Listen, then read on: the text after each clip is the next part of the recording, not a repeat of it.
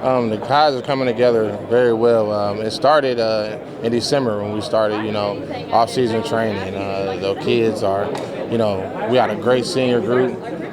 They're being great leaders, and they just band everybody together during the off-season going into this summer. It's just been great. You look at last season. You guys were in a lot of close ball games. Yeah. How do you take that next step as a team now, knowing what you guys bring back, and try to take that next step into stringing together wins and going for that SAC title? Yeah, last year we were sophomore heavy. We have a very talented sophomore class, and we played a lot of those guys last year. And I told our staff, 15 is still 15. So with our kids being able to compete, being younger than most teams, a lot of teams we were playing were senior heavy, and we were in almost every game that we played in. So I'm just excited just as far as they grow, those growing pains that we went through last year with those younger kids, and now they're older now, and I'm excited. We just talked with a couple of your guys who are going to be some of those key players. Mm-hmm. Who else do you feel like has taken some big steps this season and is primed for a breakout year? Obviously Malik Moore is just an outstanding player on both sides of the ball.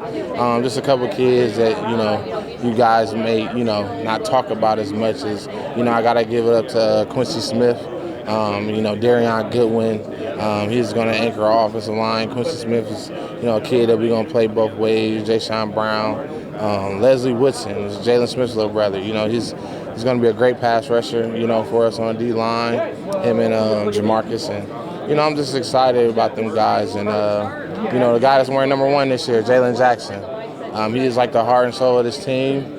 He is putting his team on his back this year as a senior, a great senior leader, and Sebastian Moore. Love it.